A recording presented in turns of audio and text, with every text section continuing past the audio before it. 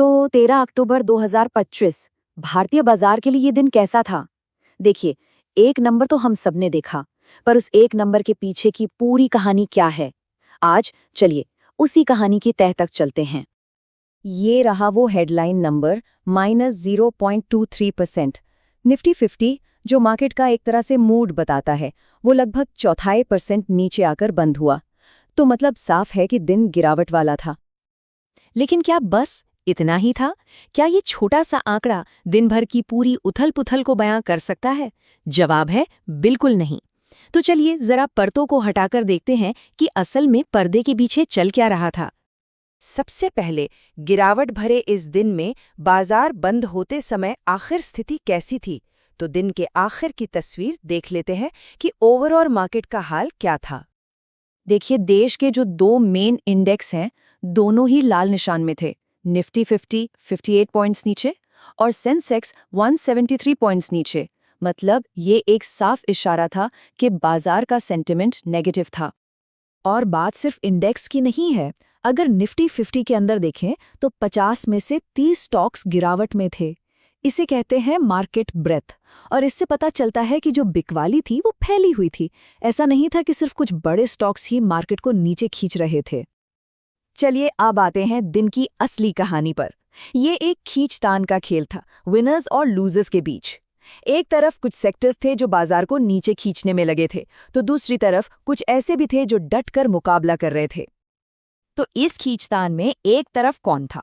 एक तरफ थे आईटी सेक्टर के बड़े नाम और टाटा मोटर्स जैसे स्टॉक्स जो मार्केट पर भारी दबाव बना रहे थे। और दूसरी तरफ थे अदानी पोर्ट्स और फेडरल बैंक जैसे शेयर जो इस गिरावट के माहौल में भी मजबूती से खड़े थे। ये दिखाता है कि मार्केट के अंदर ही कितनी अलग-अलग कहानियां चल रही थी।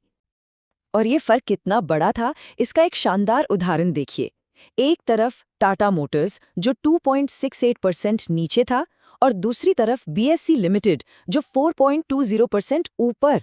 सोचिए, एक ही दिन में दो बड़ी कंपनियों की चाल में इतना बड़ा अंतर। यही तो है मार्केट की असली डायनामिक्स।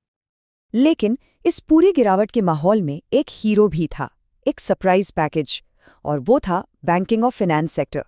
कमाल की बात यह है कि बैंक निफ्टी ने हार नहीं मानी और हल्की बढ़त के साथ हरे निशान में बंद हुआ। उस दिन ये मजबूती का एक बहुत बड़ा सिग्नल था। तो सवाल उठता है कि जब कुछ सेक्टर्स मजबूत थे तो फिर ओवरऑल मार्केट गिरा क्यों? इसका जवाब हमें देश के बाहर देखना होगा। असल वजह थी ग्लोबल ट्रेड टेंशन का फिर से बढ़ना। अमेरिका ने चीन से आने वाले सामान पर नए टैरिफ लगा दिए और इस खबर ने दुनिया भर के बाजारों में एक बेचैनी की लहर दौड़ा दी।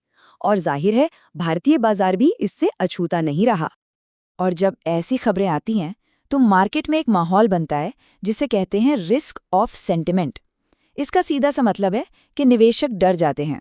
वो शेयर बाजार जैसे रिस्की एसेट से पैसा निकालकर गोल्ड या सरकारी बॉन्ड जैसी सेफ जगहों पर लगाना पसंद करते हैं। अब जरा सा टेक्निकल चार्ट्स पर नजर डालते हैं। एक इंडिकेटर होता है RSI, जिसे मार्केट का मोमेंटम गेज भी कह सकते हैं। ये 60 के नीचे फिसल गया, जो दिखाता है कि बाजार में जो तेजी का जोश था वो ठंडा पड़ रहा है। अब ट्रेडर्स की नजरें सपोर्ट और रेजिस्टेंस लेवल्स पर टिकी होंगी। मतलब वो प्राइस पॉइंट्स जहां से बाजार या तो सपोर्ट लेकर ऊपर जा सकता है या फिर रुकावट महसूस करके नीचे। तो ये तो हुई उस दिन की बात। अब आगे क्या? चलिए भविष्य की तरफ देखते हैं और एक जरूरी रेगुलेटरी बदलाव को समझते हैं जो आने वाले समय में ट्रेडिंग पर असर डालेगा। देखिए, सेबी जो भारत का मार्केट रेगुलेटर है, उसने ब्लॉक डील्स के लिए कुछ नए नियम बनाए हैं। ब्लॉक डील्स मतलब जो बड़े बड़े सौदे होते हैं। पहला बदलाव, अब कम से कम 25 करोड़ रुपए का ऑर्डर होना चाहिए। और दूसरा, ये सौदे एक तय कीमत के 3% के दायरे में ही हो सकते हैं। मकसद साफ है, बाजार में और ज्यादा ट्रांसपेरेंसी लाना। तो आखिर में 13 अक्टूबर का यह दिन हमें एक बहुत बड़े सवाल के साथ छोड़ जाता है। हमने देखा कि मार्केट के अंदर बैंकिंग जैसे सेक्टर्स में अपनी ताकत थी, लेकिन बाहर से आए ग्लोबल दबाव ने सबको नीचे खींच लिया। तो सवाल ये उठता है कि जब दुनिया भर में नेगेटिव हवा चल रही हो, तो क्या किसी बाजार की अपनी अंदरूनी ताकत उसे गिरने से बचा सकती है? ये एक सोचने वाली बात है।